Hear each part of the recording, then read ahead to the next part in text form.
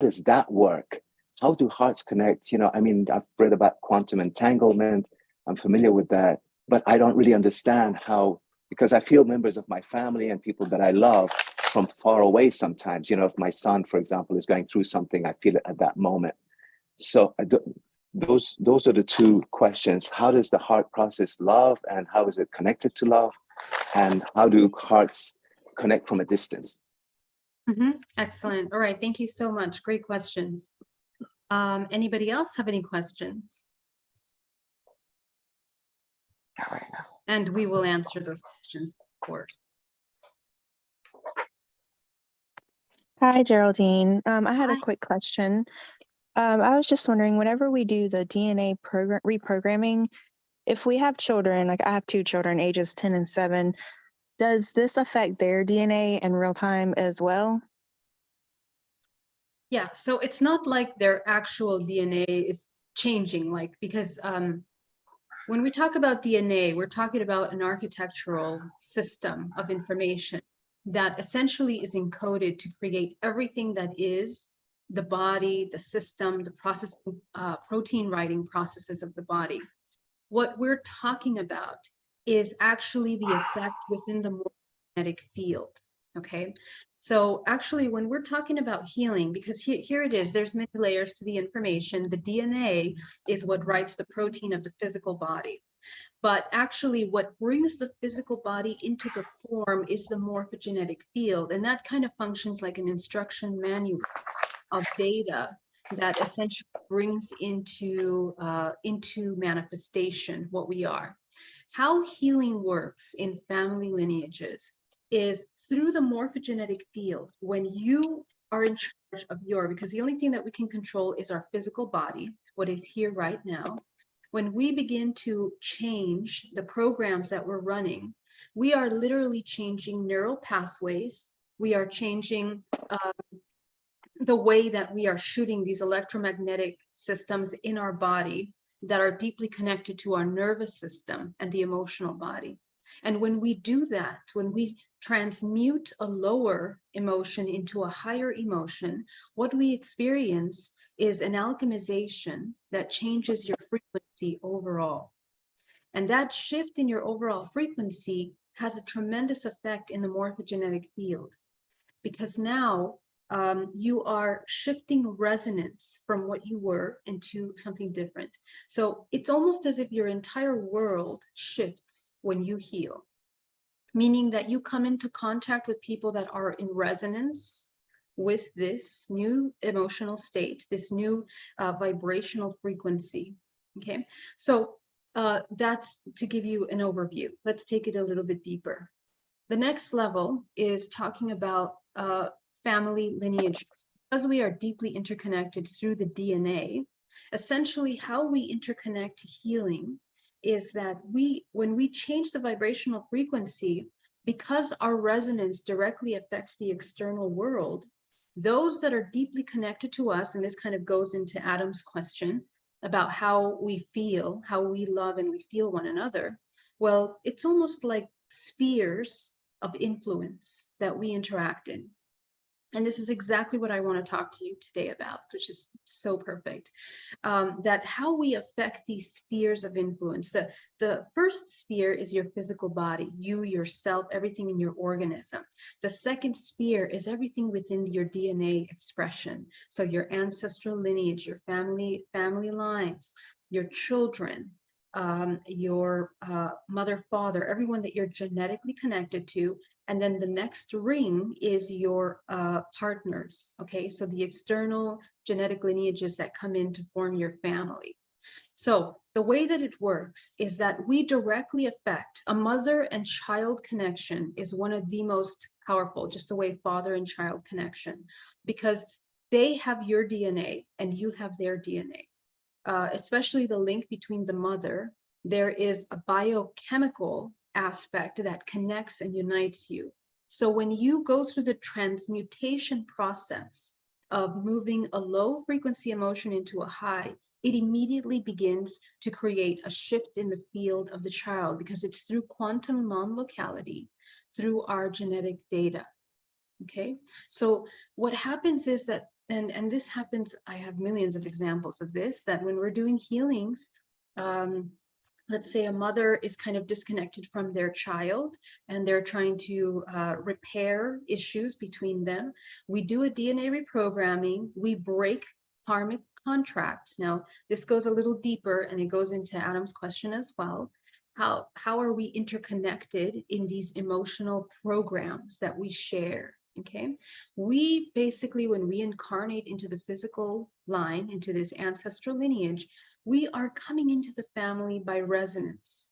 So these resonance laws that bring us into connection with the family dictate the kind of experiences that we're going to be having. They dictate all of the tools that we are born into and can utilize, and they dictate the expression of those based on what we pick up and what we apply. So when we talk about breaking karmic contracts, we are revisiting those agreements through vibrational resonance as a soul incarnated into this family in order to experience. And we begin to work with those. First of all, we become aware. Number one, you become aware of the agreement that you've made. And when you become aware of it, then you get to decide whether you agree with that agreement or do you want to continue reinforcing it. And when you make those changes, it immediately changes the connection of vibrational resonance between you and the other. And because we are one, remember, we are not separate. We are not disconnected from anything in this universe. We essentially are shifting the field around us, and the children are the ones that feel it the first. So what will happen in these sessions is the mother will clear something up and she will neutralize energetic cords, because the way that the morphogenic field looks, think of it like a spider's web, deeply interconnected. Okay, so when you break a little line in a spider's web, the entire web, you can feel it, you can feel. And remember that architecturally, the way that the web is created, it's like perfect balance and geometry and spacing. Okay, so when something shifts, there's an effect to that. And it's the same way. Spider's web also functions on vibrational frequency. When something touches the web, it is designed for that vibration that something touches, connects to the spider that is waiting, and she feels it, she senses it. So imagine that same thing in yourself, within your web of connection, the morphogenetic field that interconnects you to all of these organisms. Your child is literally the closest genetic expression to yourself. Hold on one second. I'm going to plug in my battery. I don't want to lose you guys. Hold that thought.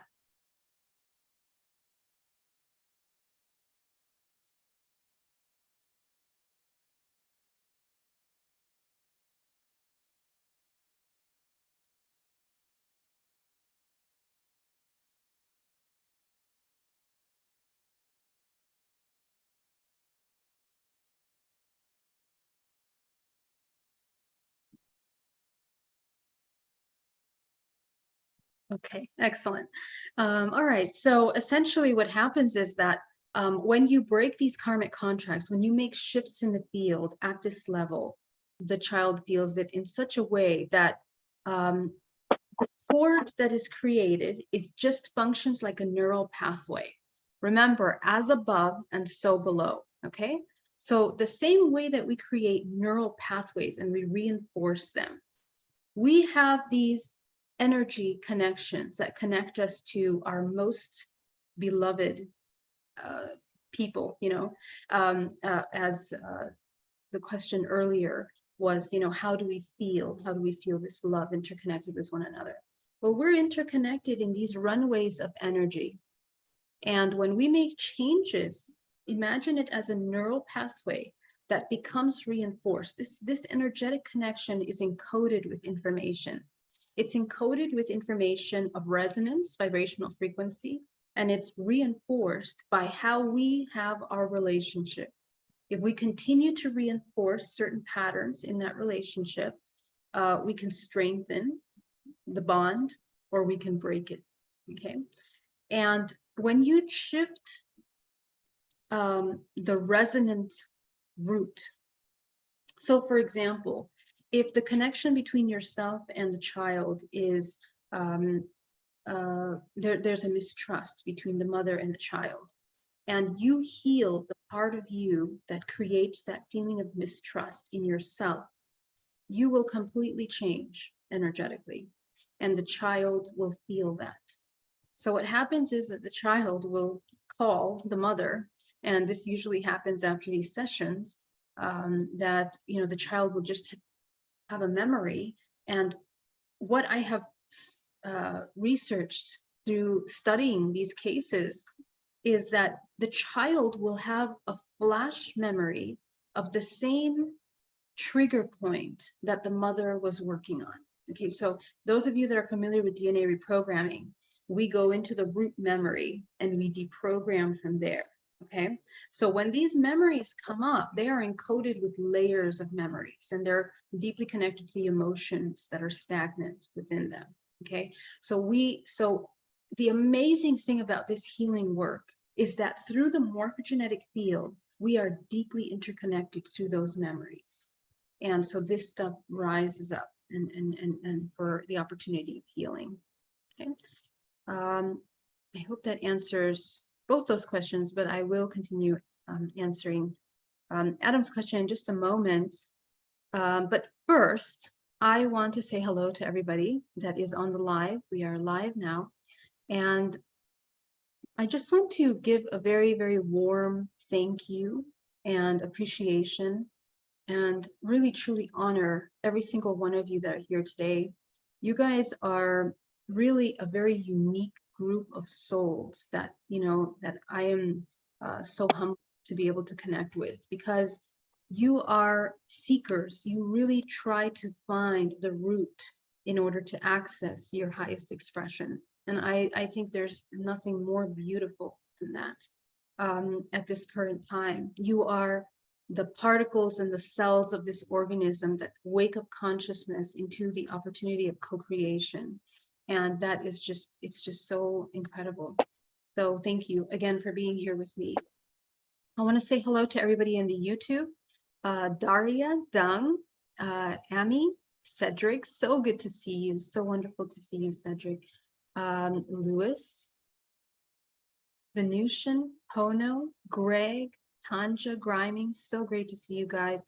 And everybody here with me that is on the call, it's really wonderful to have you. Who do we have here? Veronica, welcome. Great to see you.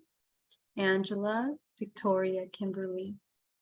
All right, so your questions that you both asked are actually perfectly in alignment with the topic that I want to talk about today. Adam asked a question about love. How is it that, you know, for centuries we talk about the heart being the center of love? Well, the thing is this, it's been skewed. Our perception of the word love has been skewed in many different ways, because we use love as something that relates to emotions, something that relates to romantic union, okay? And actually, the kind of love that is processed through the heart specifically is the mastery over resonance.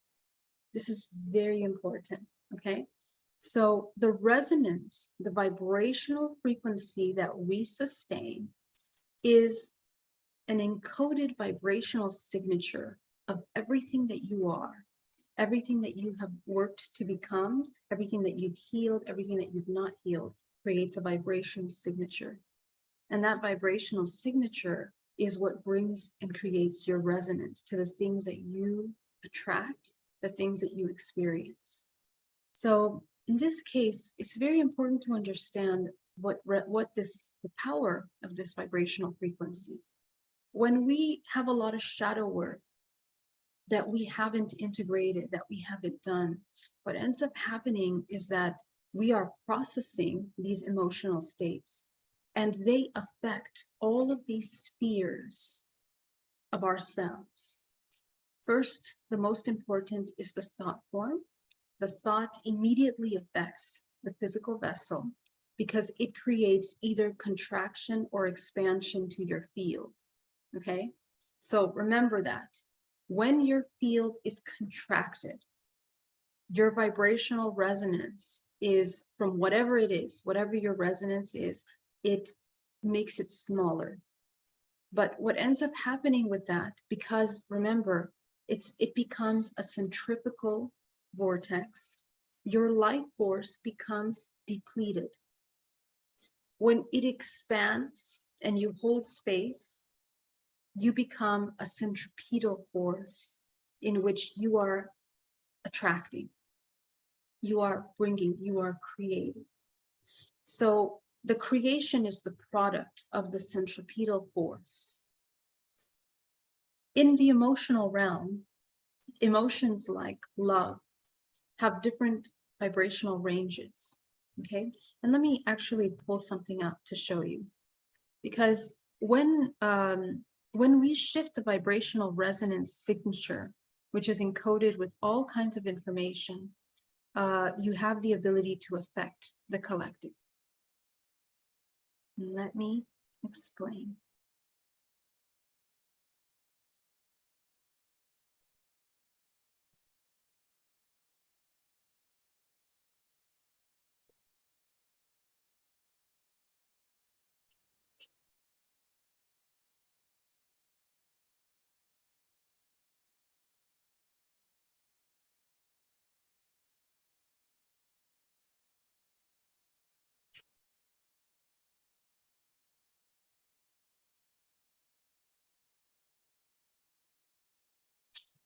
Each vibrational frequency that you are holding in your body is affecting matter, the physical realm, in different ways.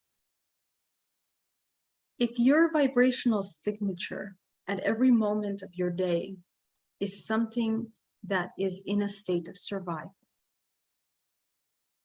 for example, because it's a contractive, it's this centrifugal vortex expression, essentially you become controlled from the external.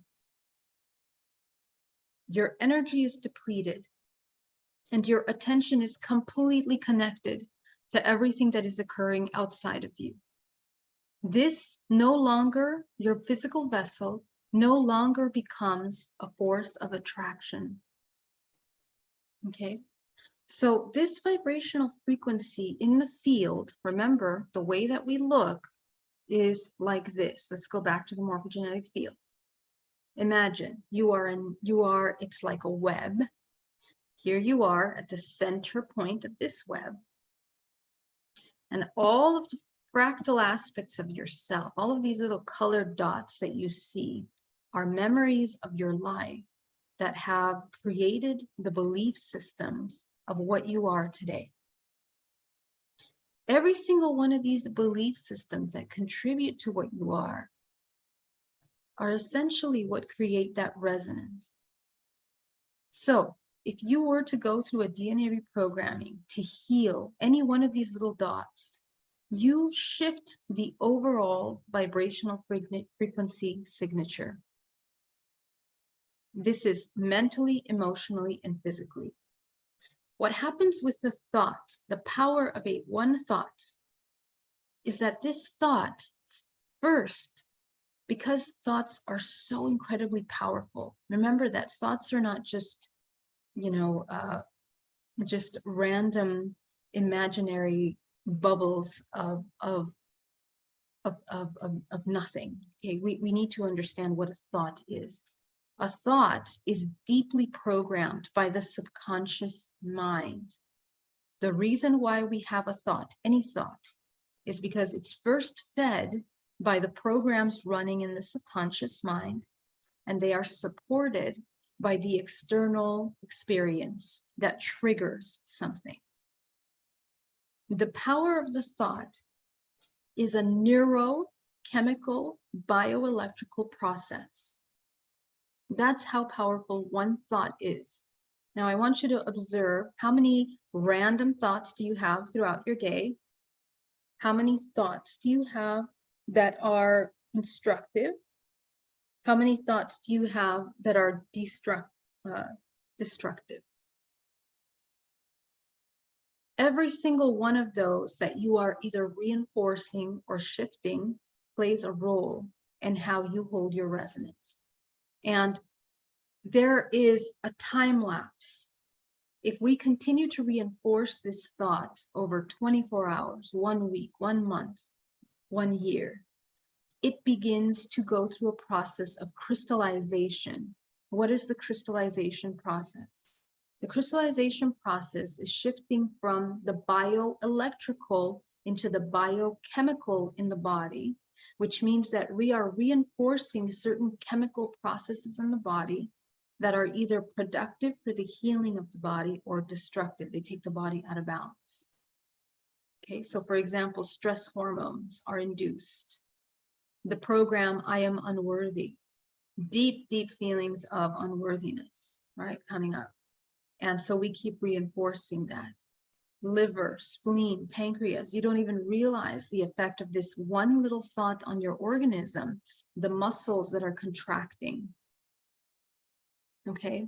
The anxiety that you are feeling in the physical body. This is actually one of the most powerful, powerful things that we need to understand is the process of this. So as we begin to understand this, there is another layer. There's another layer of effect. What is the next layer? The next layer of effect is essentially within the field. It goes into the physical body. So now we are affecting the body. We develop illnesses as it crystallizes even more through this biochemical process. As it begins to affect the physical body, it then begins to affect behaviors now in the realm. Through your resonance, it affects the field. So now we're starting to attract experiences that reinforce the belief system. In today's example, it's I am unworthy. So it reinforces the belief system of I am unworthy. We start meeting people that trigger the feeling of being unworthy. We start having scenarios in our life, either in the workplace, with our families, with our friends, that reinforce that. So what happens is that we start completely living and experiencing the belief system. What happens next? The next sphere, you continue to reinforce this over the years. Now it's going to affect the signature of your life, because remember, we are like spheres within spheres, universes within universes, in which every cause has an effect, every thought has an effect. This is the concept of karma, right? Which means cause and effect. So what happens is that now, after your inner world, physical internal world is affected, your outer world, okay, the thought, the mind, the emotions, the physical, the outer world, and then your life. So what happens? Your entire life starts to become an entire theme, which is around the belief of unworthiness. So all of these programs start to become struggling. Life experiences become difficult, and we go in this perpetual cycle of reinforcing the program of unworthiness. So what ends up happening is that our entire vibrational signature has now dedicated, and here's some supporting evidence to how this shows up in our reoccurring life cycles, in the reincarnation cycle.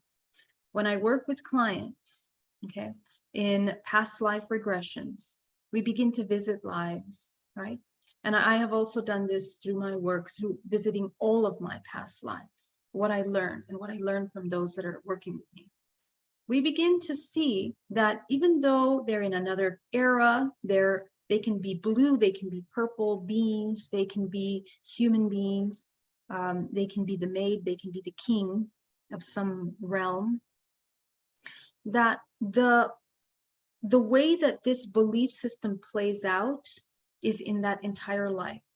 And when they find themselves on the deathbed of that life, reviewing their life and the lessons and the theme of their life, they realize, oh, even though I had everything I wanted in my life, or even though I didn't have everything I had in my life, my core belief was unworthiness.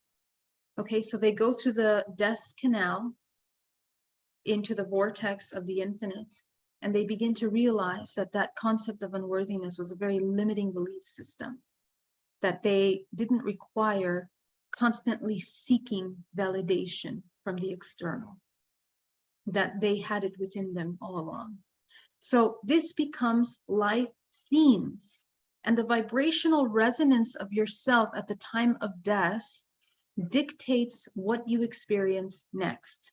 And what ends up happening, I want to leave you with this concept that I understood as a result of this realization, is that essentially everything that is repetitive is unconscious.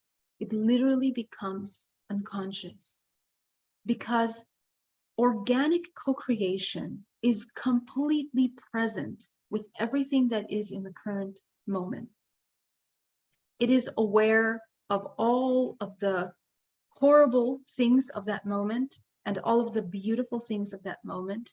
And without any judgment, it holds space in its existence to experience infinite potential.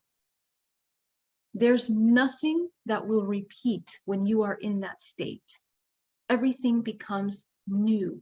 This is why we talk about when you enter into the state of complete union with yourself and integration with yourself, we revert back to a very childlike state in which we enter a state of wonderment.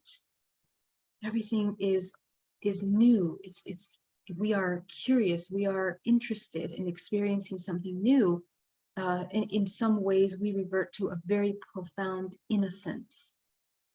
And this innocent state, it's not something that's manufactured or created. Don't look at anything you know now, because you don't know it.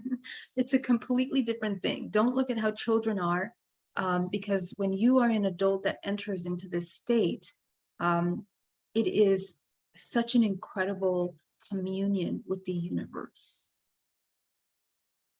This is the state of actual co-creation that we want to embody. Because what happens is, as you can see this beautiful picture here of these fields within fields, is that you open up the 0 point.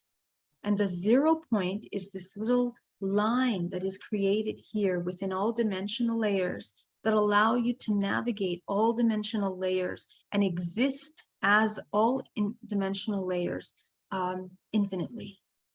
Infinite potential. Okay?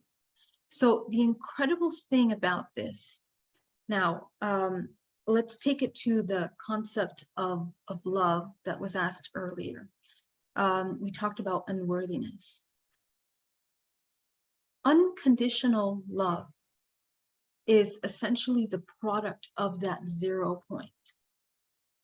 Unconditional love means being able to see yourself and others as a part of yourself, or the other as a part of you. There is no separation. We are one, and we understand that, and we embody it. And what ends up happening when you embody that unconditional love, this navigation of being all allows you to experience a freedom that very few humans have ever experienced, because we live in a deeply, deeply psychologically compartmentalized reality. Okay, realm, projection. And so when we begin to move away from that separation, compartmentalization into unity through the embodiment of unconditional love, that is actually what true love is. It is not an emotion. In our current realm, the concept of love has been inverted for the purpose of confusion, as something to match this illusion of separation. Okay, we think that love is giving and receiving. We think that love is the partnership, the union between yourself and another, but it's actually yourself as the all. That is actually true love. So Why do we relate the heart to that? Okay. The reason why is because the heart is the largest electromagnetic field in the body. The way that the heart functions, the way that the heart is structured. I don't actually have that slide here with me in this computer. So the way that the heart is structured is that it is a system that is a micro universe. Okay. The micro universe of the heart, essentially, because it's the largest toroidal layer of the body, affects your resonance directly. Let me see if I can find that slide. I don't believe I have it here, but okay. So the heart here, okay. The heart is at the core of moving life force through all of the body, through the nervous system and through the veins and the blood flow of the body. This is what allows energy to travel and irrigate into the entire physical organism. When we embody states of coherence, what does it mean to come into coherence? Coherence is actually both, it's a mechanical shift in the body because it's biophysical and bioelectrical. When we come into that 0 point, essentially the body begins to open up its range of frequency to the 0 point that opens the channel of source, uniting the non-physical with the physical body. The union between the physical and the non-physical body is actually what allows the human to navigate these realms in a very, very productive way. Because again, you embody that 0 point. And because the heart going into coherence is the largest electromagnetic field, it affects everything around you. It is the embodiment of unity consciousness. So I would invite you, and this was very hard for me early on, to separate your belief systems, everything that you know about love. We have to kind of throw it away. All of the programs that we adopted from, whether it's, family, friends, religion, all of our romantic history, Disney films, entertainment industry, social engineering through music, through everything external, because they all want you to believe that love is something that can only be attained through something outside of you. This is the inversion of the truth. Okay, so essentially the heart is what processes the interconnected runways of the electromagnetic transduction process in the physical body. And the spinal cord that holds all of those little nervous system vessels is essentially what is interconnected to going all the way up here into the seat of the spirit, which is the pineal gland, that allows you to create that transduction process in order to create DMT that allows you to open up the veil between the physical and non-physical. So this process of alchemization that I talk about is the transmutation of low emotions into high. When you change your perception of love from the dualistic perception into a unity, it completely changes your body physically, and you look like an expanded toroidal field. Okay, so this is what we want to kind of change. And the heart, being the largest electromagnetic field in the body, is essentially speaking to the fact that we are so many infinite layers. Okay, infinite layers. Now, in order to unlock this heart center, we actually have to integrate the upper and the lower and the middle dantian. What is the dantian? Let's revisit that for a moment. The dantian sections of the body are the three main energy processors of the body that are integrating the non-physical with the physical. The lower dantian is the combination of the first, second, and third chakra. When those are cleared out, when those bodies are flushed out from debris, they come into integration, the higher vibrational octave. When we integrate the heart, the throat, and the third eye, which represents our ability to love unconditionally, especially the self, the full acceptance of the self. The balance, the throat represents the balance of the feminine and masculine. So you transmute all of the belief systems of separation and duality into unity at the throat. And in the third eye, you unify your perceptions of separation between the physical and the non-physical. So when this middle dantian is integrated, it is the reunification of the human as the all. When that dantian is unified with the lower dantian, you are alchemizing the separation between the psychological separation of the source.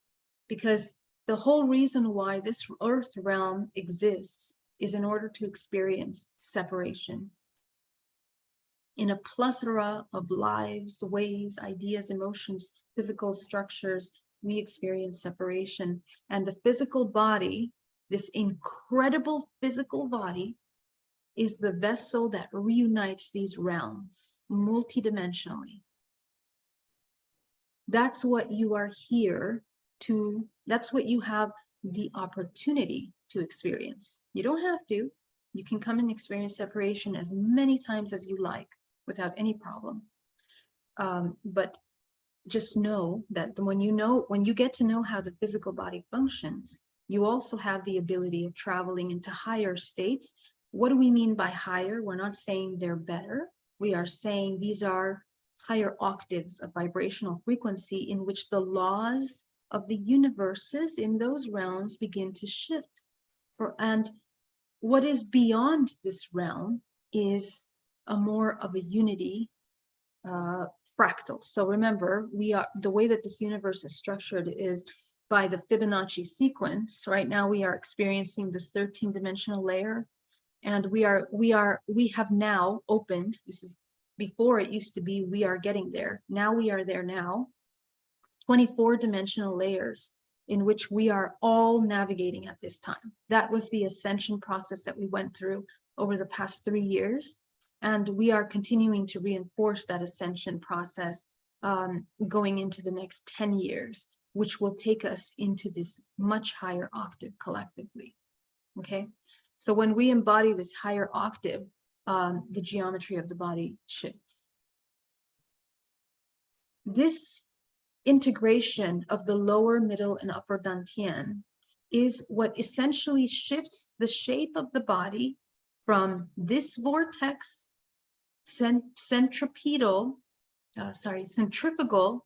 which is depleting of life force, into centripetal, which is the integration point. You now have created a vessel for navigation, as they say, okay? Your UFO, all right? So I'm going to stop there for a moment because I know that was a lot. And I'm going to come over here into questions. Let me come into the chat, say hello to everybody. Mark, hello. Falcon, so great to see you. Wow, were you guys actually looking at the slides I was sharing? I wonder if I was sharing the right slides. Greg says hello, hello. So love has been so distorted. I'm still trying to know it authentically, right? David, thank you so much for that super chat. David Brian Davies, thank you so much. So wonderful to have you here. Thank you. That's so generous of you. Ami, thank you so much for that generous super chat. Wow, that is amazing. Thank you for being here. Please put your questions in capital letters so that I can find them, okay? Really easy and respond to them. All right, so let me come into our Zoom. Does anybody have any questions in the Zoom?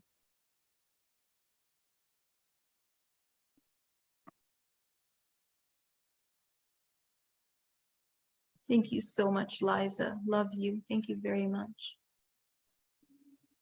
I think the slide is stuck. Great. I just saw that now. Let me see if I can share that with you again. Hold on a second.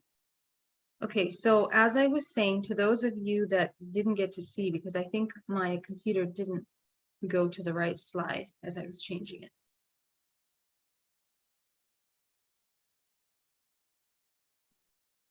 We are shifting the physical body from a centrifugal state, which looks like this energetically. It becomes depleting, into a centripetal state, which becomes the integration point of attraction, comes into a state of magnetism, which you become your vessel in which you navigate through the 0 point, all dimensional layers. Okay, so this is what I was sharing with you earlier. All right, so that being said, what we're going to work on today is I want you to work with me to get to the root core, the belief of separation that is essentially blocking you from coming in to your entire life. What is your life theme that you have now created for yourself? What is the theme of your life that you're living? Okay. And you're going to find that by understanding what is the root program underneath the thing that is causing you the biggest amount of struggle at this moment. The first emotion that's in your body, that is our entryway. That is where we are going to visit.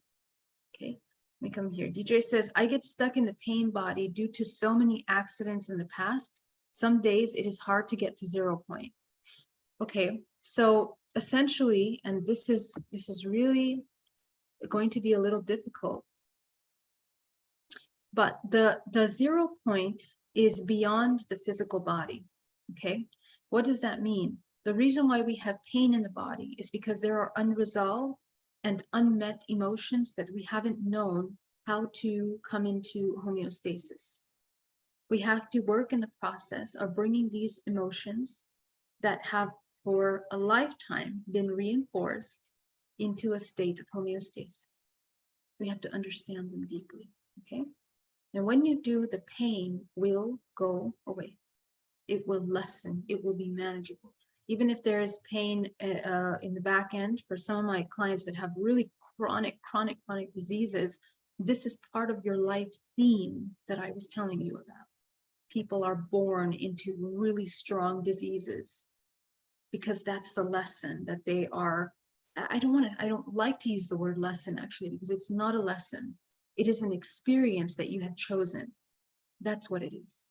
It's the experience that you have chosen. And the question is why? And the question is, are you able to hold space for yourself in a different experience? That's really the hardest part.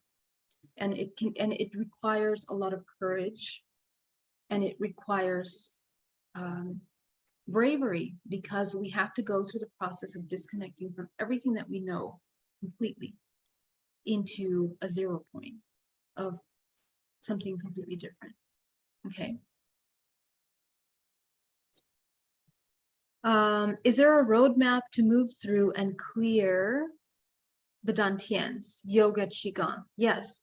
So the dantians are energy centers. Okay. So how do we clean them? Through the emotions. Remember, emotions are the language of vibrational frequency. Whatever your emotions are, that's what you're storing, and that's also what you're projecting. So it works both ways. Your chakra system is providing you data to feel the way you do. It's providing the supporting evidence for the way that you will respond to the experiences that are happening. And the second part is that the programs that you reach to are everything that is in the survival mechanism. So all of the programs of survival that you reach to, which are also encoded in your chakra system. So that means that to change that, we have to go to the core, which is what emotions are you processing and how are you processing them? We need to go through that process of bringing them back into a 0 point emotions. Okay, so all emotions is information. If you are not utilizing your emotions as information, you are abusing your physical body, and you are also in resistance, denial, or overwhelm with the information because you don't know how to process the emotion. Emotions always should be temporary. They are just here to give us the information we need. And so we do that by sitting with the emotion. You sit still, you observe it. Completely different thing. One thing is to experience, another thing is to observe it. When you observe it, it's almost as if you gently allow yourself to broaden your perspective from being the experiencer into the observer. And that allows you to see, you become curious. What happens when I feel this emotion? What happens when I feel the fear? My belly contracts. I feel paralyzed. I feel like I can't move forward. I have all these memories of the past. All of that is information for you. And we want to fact check which one of these reactions is productive and which one of them is counterproductive for who you are and what you're doing. Okay. Deidre says, I choose to unchoose this. Excellent. So now we got to do the work. Okay. What is the emotional program that we're running and how do we transmute that? Okay. So let's get started, my loves. I want you guys to get very nice and comfortable. We have a question, Mafona. Thank you so much for that super chat. Love you. Clementine, thank you so much for that super chat. Deborah, so happy I caught you live. I came to to find one of your wonderful meditations and you were live. Love you. Addiction. Thank you, Deborah. Rebecca Nida Manuri, that name. Hi, love you. Thank you. EDTA and bentonite clay, oxygen, enema, while nursing 2-year-old. Any guidance? Want to get rid of parasites and heavy metals. I notice I am unable to be present with emotions. Very good. So that's the first thing, is that you notice that you can't be present with emotions, because what happens is that we're in survival mode. So, this is the other part of it, that we really need to learn how to hold space for ourselves when we are doing this work, because it is challenging for us, because you have to understand your entire nervous system is trained to go into survival mode when you feel something, some emotion, a feeling of being unsafe, fear, anxiety. Okay, so we have to be mature. We have to go to the spiritual maturity of really nourishing and holding space for ourselves the moment that we start to feel a little bit threatened or unsafe in an emotion. And remember that when you work with fear, you are simply working with the unknown, your direct relationship with the unknown.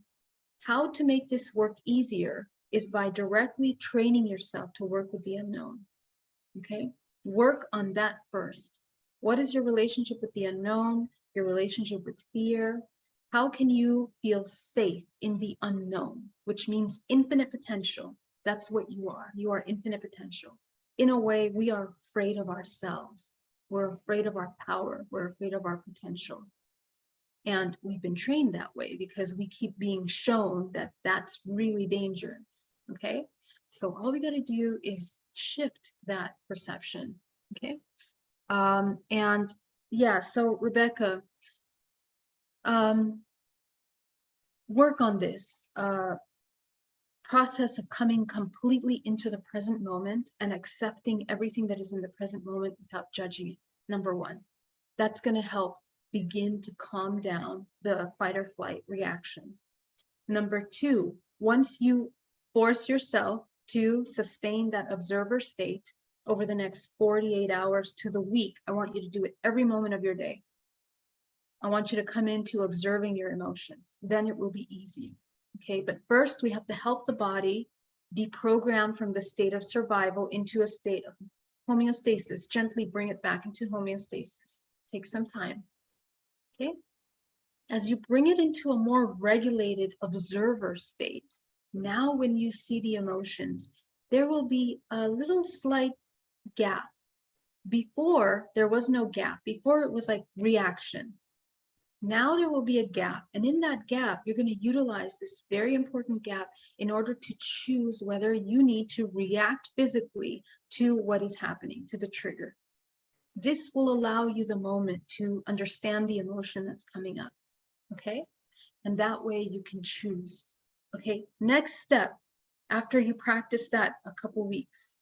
Okay, yeah, it's going to take some time because we're deprogramming a lifetime of this habitual responses. Okay, so the next part will be, now that you identify the emotion, you're going to now observe that emotion, and you're going to explore what is underneath this emotion.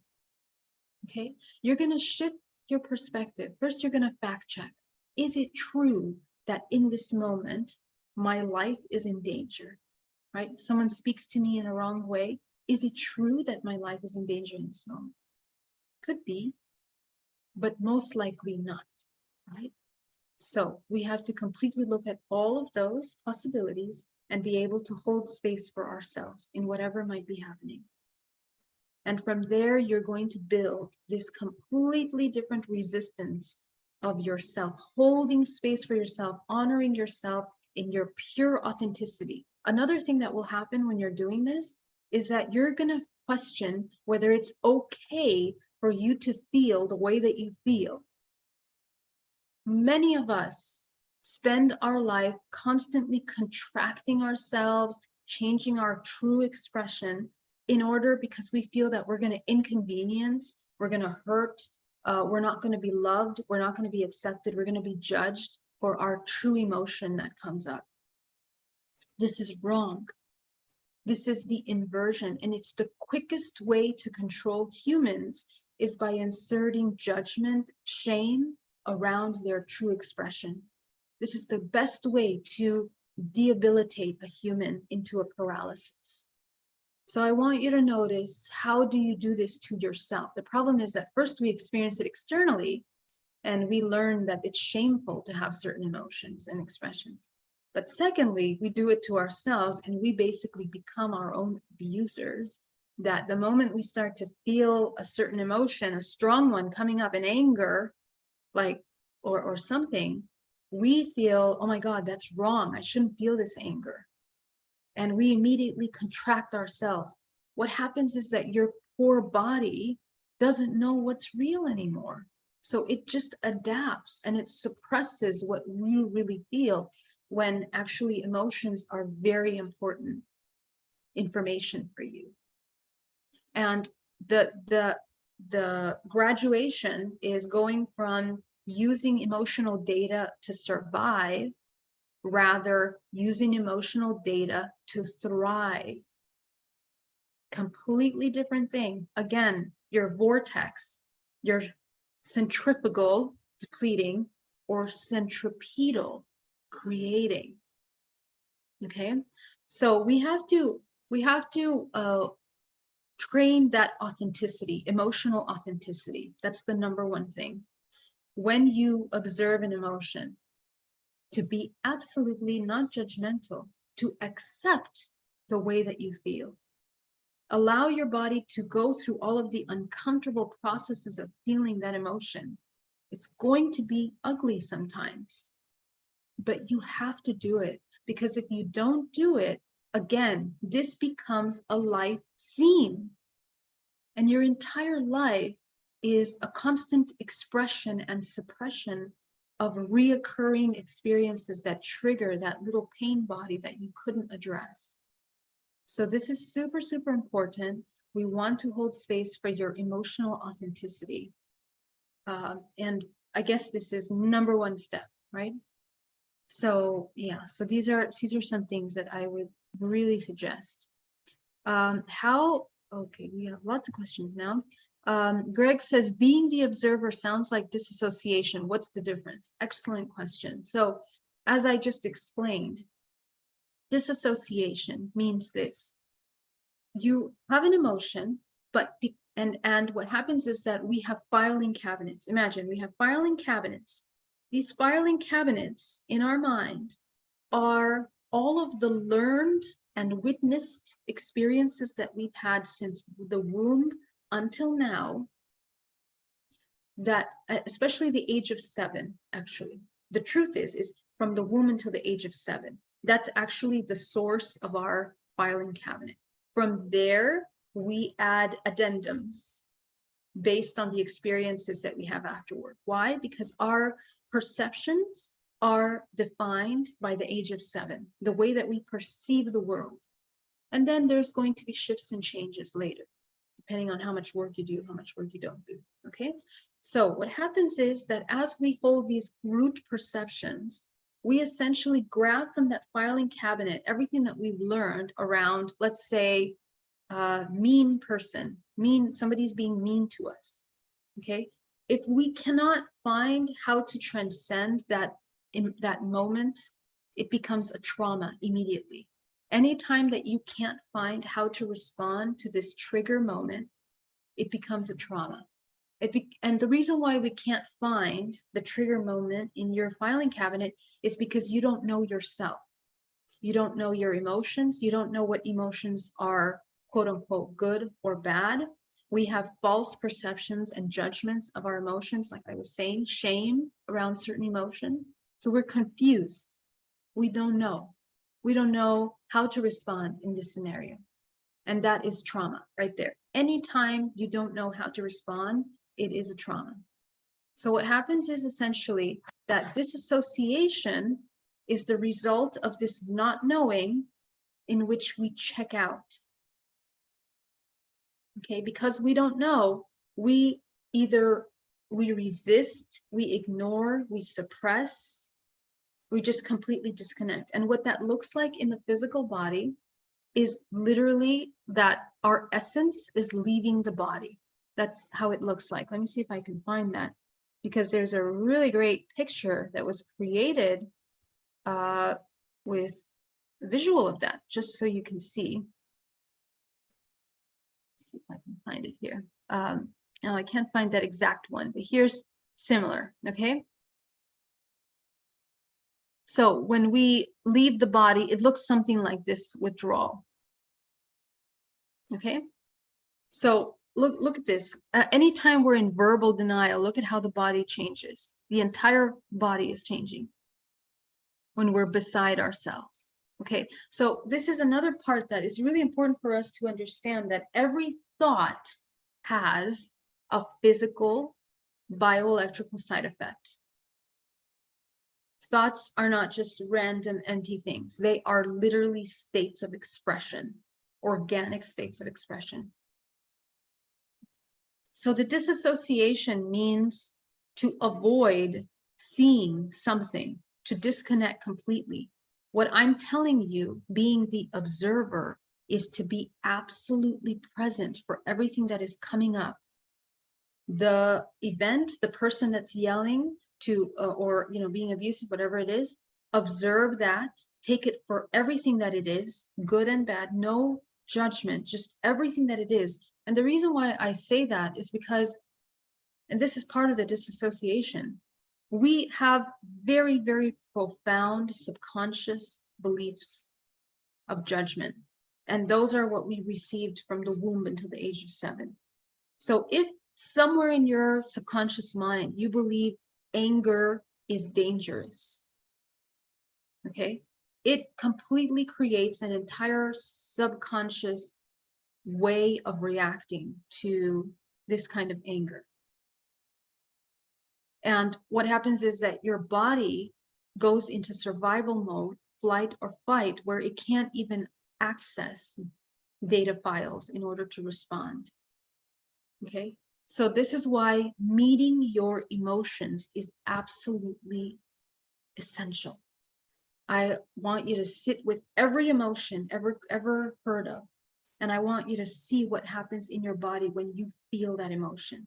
What happens to you when you experience anger? Witness everything that happens.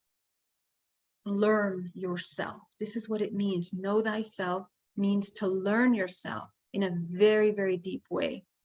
And unless you take the time to do that, you completely, we're living blind. We live blind. Okay, we don't know who we are or what or why we end up in the lives of the experiences that we're having. Siwei Yang Che says, how to stop the analogical mind, it run automatically. Yes. Again, coming into the observer, non-judgmental observer. That's it. Okay. So bring yourself into that non-judgmental observer.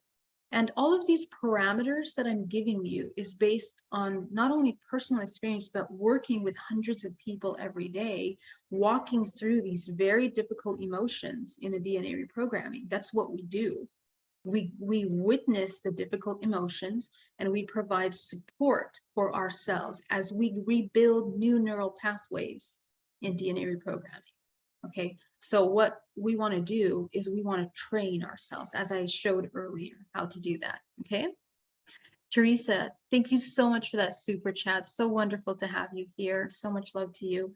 Trying to get rid of my body pains, right? So again, pain is ignoring the body, ignoring things that we know for a really long time, right? So the body has an intuition, it has an intelligence, it keeps telling us messages, it keeps telling us things that need to change, things that we need to do in our life differently, but we keep ignoring it. And so over time, the body really holds on to that information and it feels abandoned. You are essentially abandoning yourself. We feel abandoned by others, we feel abandoned by the universe, but in reality, we are always abandoning ourselves because that's how much control you have over your co-creation.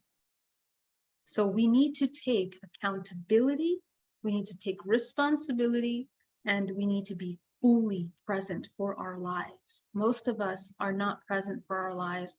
We just want to do everything to find validation external to us, to feed that insatiable need for something, for love is what it is. It is the reconnection, the reunification of the physical with the non-physical, because that's what we are innately, okay? So Mark, thank you so much for that super chat. So sweet of you. All right, my loves, let's get into the meditation and then I will answer questions at the end, okay? All right, let's start by sitting nice and comfortably. I want you to close your eyes. I want you to inhale deeply and exhale.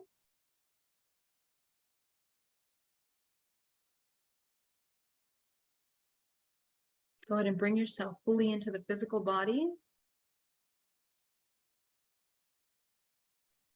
In other words, come into a state of observation. Observe your body sitting where it is. Observe the sounds that you hear around you. Observe the emotions that you're feeling in your body.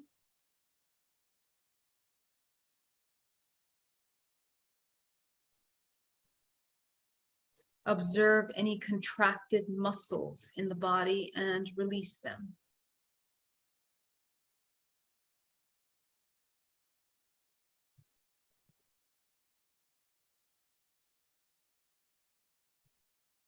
Breathing. With every breath you take, allowing yourself to come into a state of complete relaxation, complete calm.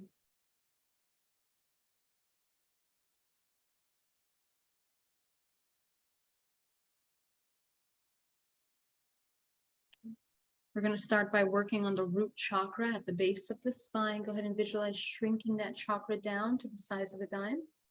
Disconnecting any imbalances in the root chakra. Breathing deeply.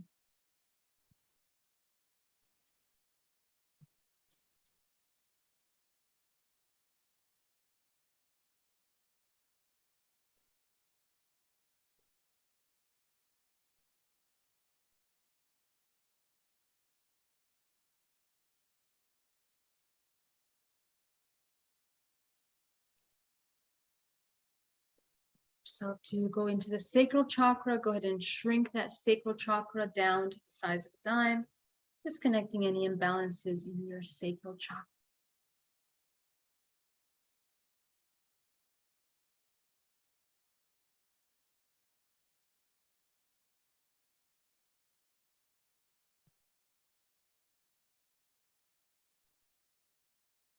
Go up into your solar plexus now, shrinking that solar plexus down to the size of a dime. coming into a state of complete relaxation.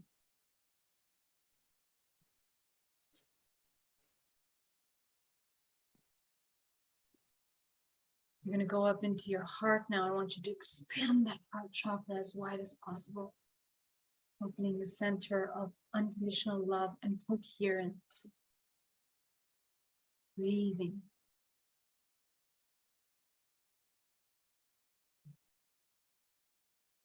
Going up into the throat, go ahead and expand that throat chakra.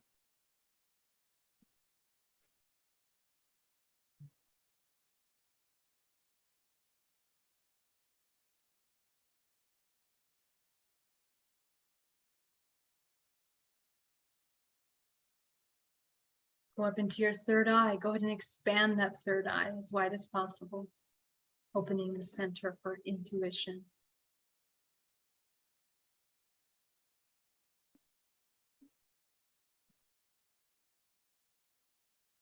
Breathing.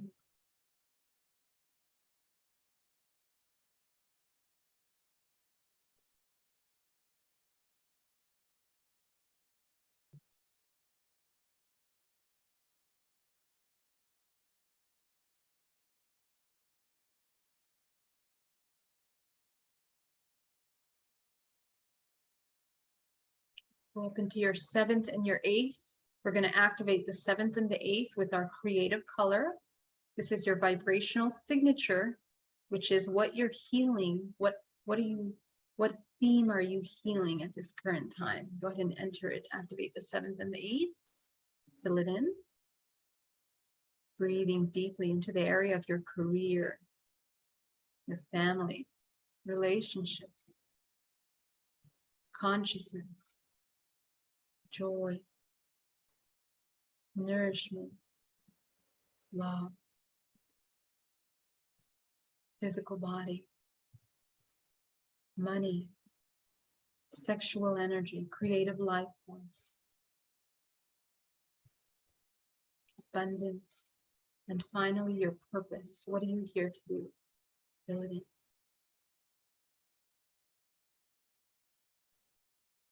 Very good. Okay. We're going to begin running energy. Go ahead and visualize a powerful wave of green life force come rushing up in your body, creating a vortex of energy. Go ahead and bring that green energy rotating all around your body, activating your vortex.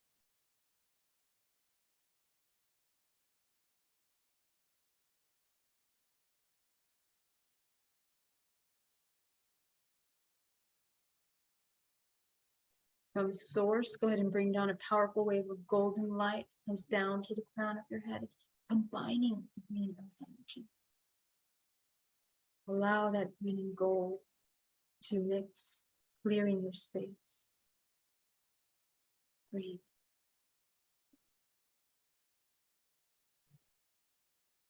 Listen to your body. Be mindful of the parts of the body that feel difficult to visualize and create it. Heal it. Seal your field.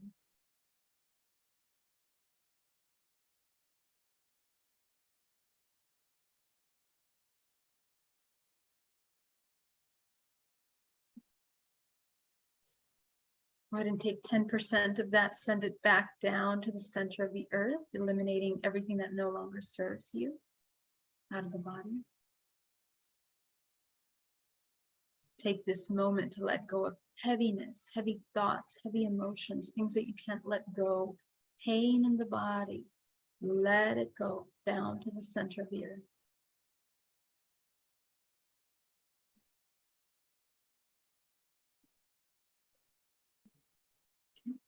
Going back to your solar plexus, take 80% of that, send it up your spine, and from the crown of your head, creating a fountain, coating the outside of your field.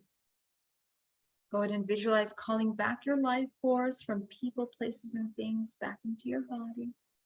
Breathing deeply. Collect yourself as it's been dispersed in this universe, in this world over the past week. Go ahead and collect your energy back into your body. Everything comes back like golden light. Breathing.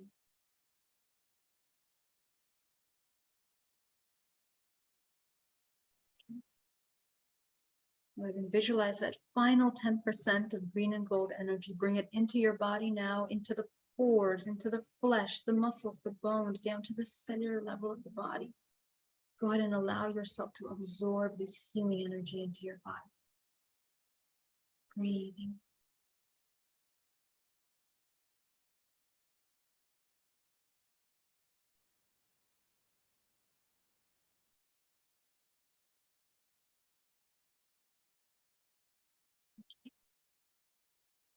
So now that we're here, we're going to begin by observing ourselves over the past month. I want you to notice, what is the emotion that you most came into in the past month? And I don't want you to only look at surface emotions. I want you to get deep into the ones that are at the back of the mind, the subconscious mind. Go ahead and observe.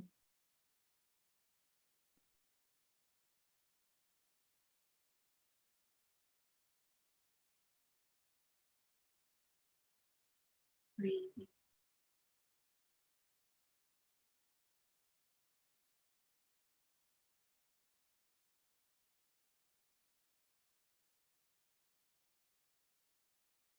I want you to take yourself back to the past year now. Begin to observe, what is the emotion that most comes up for you in the past 12 months?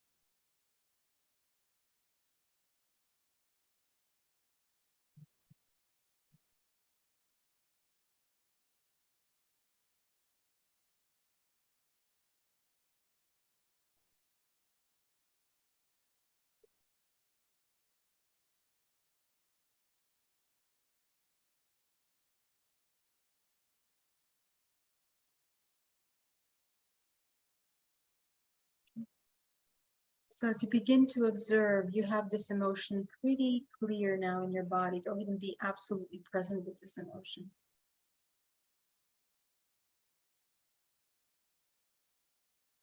How has this emotion shifted the choices that you make in your life? Take a look at that. How have we used it to adapt to circumstances, to change the way we feel, the way we think?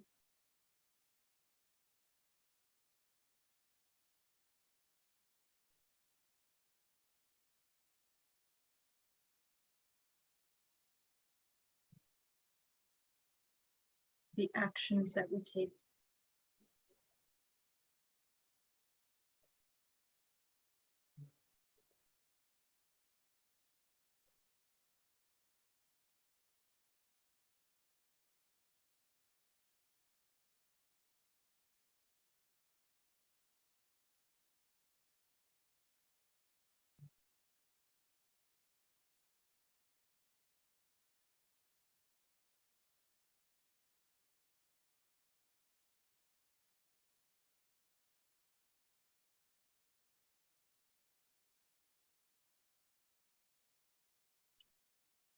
So as you begin to observe this, I want you to see all of the parts of you that have been affected by this emotion. I want you to tune into these parts of you. I want you to observe them. First, I want you to notice, are they suffering? Have they suffered as a result of these choices?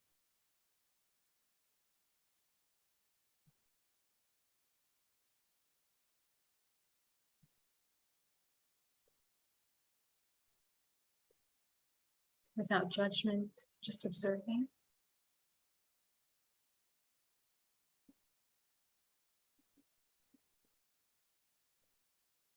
I want you to begin to observe, what would it look like, the opposite of this contraction? Take a look.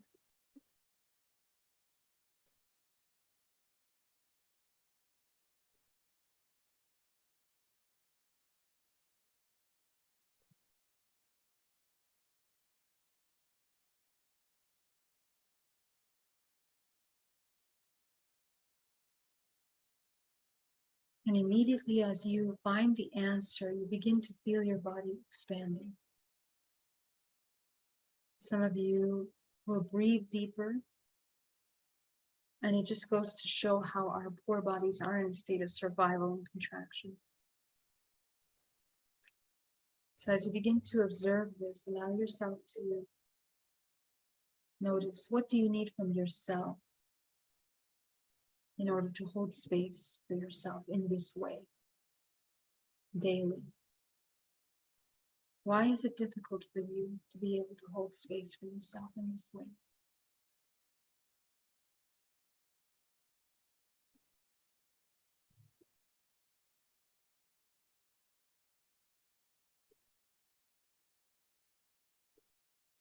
Breathing.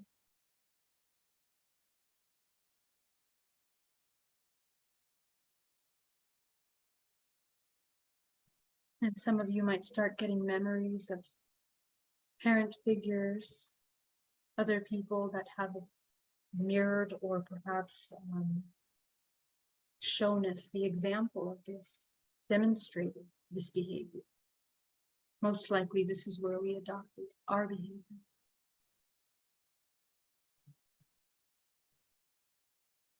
Okay, so just observing what we have picked up from that and just watching them as the example, how has this way of being affected them? Was it expansive or contracted?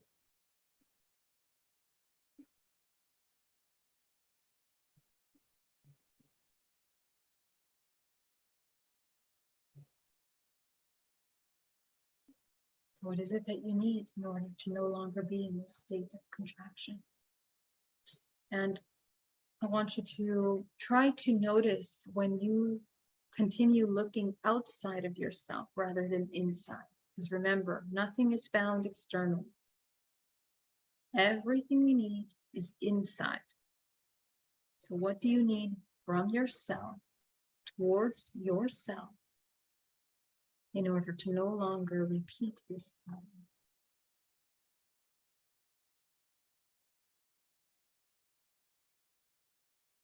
Breathing.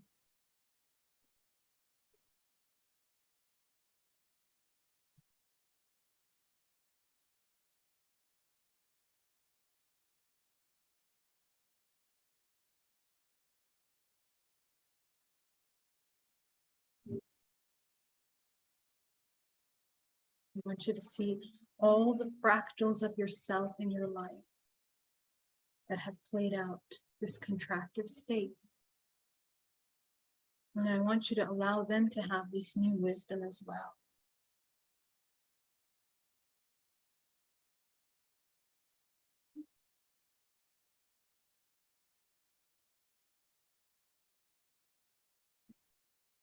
See how they transform. See how they expand, how they heal.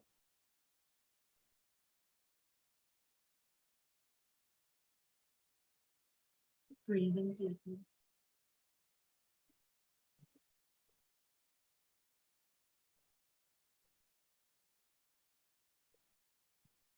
Go ahead and visualize all of these aspects of yourself merging into one self in front of you, the integrated self. I want you to notice how this program has affected your life, your relationships once more. Notice how it can transform them as well. Some of you might discover that some things need to change. Relationships need to change, jobs, activities, daily self-talk, habits that we have with ourselves. So take this moment to go through a mourning process almost of the old self that needs to gently move away. Okay? Allow yourself to understand the emotions of shifting from this known self that is less creative. And allow yourself to make space for the new self that is creative. And I want you to notice any emotions of anxiety or fear around the embodiment of this new self.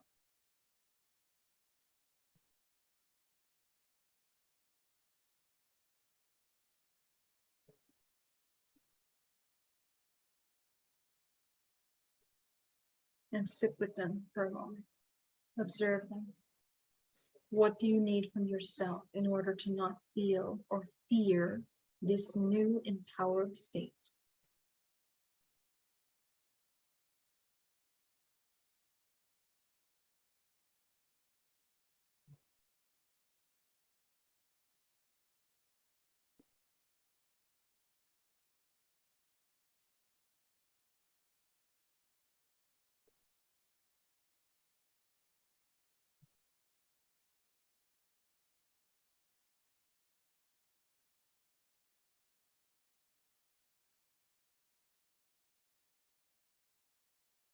Allow yourself to accept this new part of you. I want you to see that part of you in front of you now. I want you to inhale deeply, taking it into your body, absorbing, integrating it into yourself. This is who you are. You're going to start at the root chakra. Go ahead and visualize opening that root chakra back into a balanced state. I want you to see the entire first layer of your body and clear out any blockages in that space, any debris, any heaviness, anything that needs to leave. Clear it out.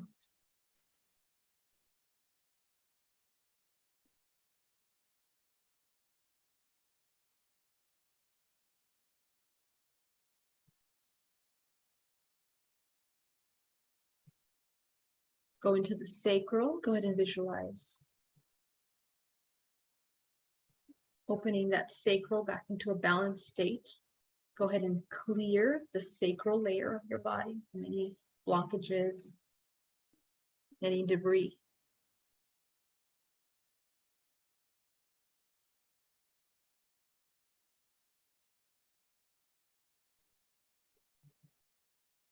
We're going to go up into the solar plexus now. Go ahead and visualize expanding it back into a balanced state. Go ahead and clear the solar layer of your body.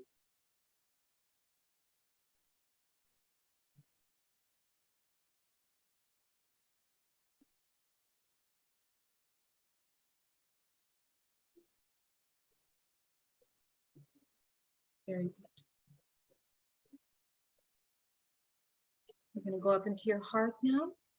Your heart is already expanded, so go ahead and remove any blockages in front of the heart that block your ability to express and receive this unconditional love with yourself and the whole. Release all of those blockages out.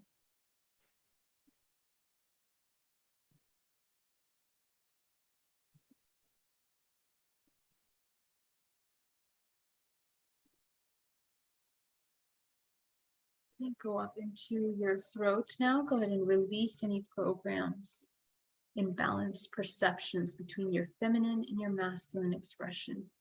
Visualize clearing those belief systems.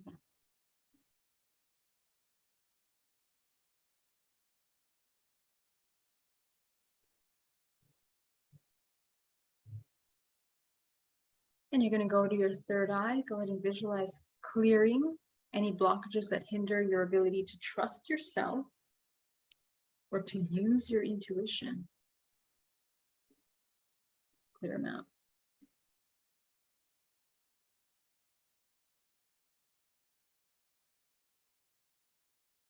Breathing.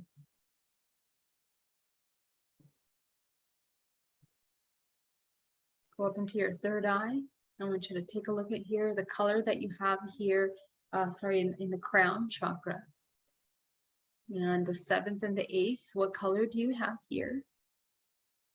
I want you to add a little bit of gold to this color. If it's changed, that's awesome. You're going to activate the 9th. Illuminate the 9th layer of your body, setting the intention that you are here evolving consciously. You are co-creating consciously. Okay, activate the 10th. Activate the 11th. Activate the 12th. Activate the 13th. Activate the 14th. Feeling the body expanding. Activate the 16th. Activate the 17th. The 18th. The 19th. 20th. The 21. 22. 23. And 24. Okay. So as you visualize the 24th layers expanding in your field, above you is a powerful white light of source. I want you to connect up into that white light. Bring it down into your body. Anchor it through the center core of your body, down through the chakra system, down through the perineum, into the center of the earth.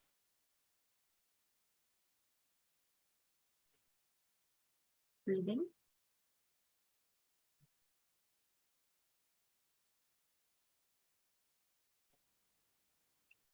Go ahead and activate the chakra between the heart and the solar plexus.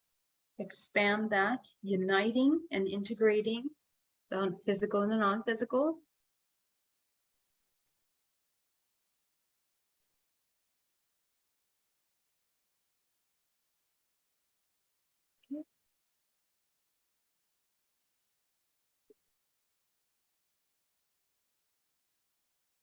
Okay. You're going to go now and create the pillar of white light through the center of your body, out through the back of your body. Go ahead and see this pillar of white light around the entire parameter of the earth, out through the belly, out through the back. Okay. Creating the axis of the earth, and it intersects with the axis of source. Okay. You are made of both infinite potential, this source energy, and this earth realm. That's what makes up who you are. But at the center of that axis point, in the center of your body, go ahead and see a white light that you're going to expand around you. Okay. Growing your light. The more we become aware of ourselves, the more we grow our light. And our job is to cultivate that light every moment of our day with our presence and our deepest authenticity. You guys did amazing. I want you to open your eyes and come back into the room. Awesome. You guys are so great. Guys, I want to thank you so much for joining me today. It was such an honor to be here. As always, thank you for your super chats, your support, your questions, and more importantly, your work, your light, the work that you're bringing to this world. That is what makes all of this worth it. So let me just check really quick for any final questions, anything else. I'll take just a couple more questions. Let me come over here. Question, are you familiar with human design? If so, just wondering how you have observed it relating with an individual chakras being defined or not. I'm not very familiar with human design, so I wouldn't be able to answer that, my love. Scrivani Productions, thank you so much for that question, though. In relating to chakras, and I'm not sure, but I'm hearing that perhaps it's saying that people have different chakras that they're working with. We all have the same energy vortices because the morphogenetic field has a script that it's running in this physical realm that creates our physical bodies. However, we maintain our chakras out of balance depending on our programming. So some of you might have your root chakra right open, you might have this chakra activated, this one activated. Totally depends on what your subconscious programs are, because that is, each one of the chakras are information processing systems, which are vibrational frequency. So we just need to get to know where it is. And every human has the ability of coming into a coherent state within the whole functioning of the organism, which is really complex. Yeah, so let's see. Thank you so much. Thank you so much, Angie. Thank you for being here. Daria, Jason, and here in my beautiful Zoom. Thank you so much for joining us, everybody. Let's go ahead and see. One says, are you able to feel the inner states of participants in the meditation group? I got emotional feeling of love for myself. I feel sad for how tired my poor heart is. Yes, you know, we are all connected. We are all one. So work with those emotions, sit with the emotion, observe it, and help yourself. Be compassionate with yourself into coming into a state of acceptance with yourself and whole, so that you can heal and come into your highest expression. This is my hope for every single one of you. And thank you so much for joining us today. Veronica, thank you. Much love to you, everybody, and take care.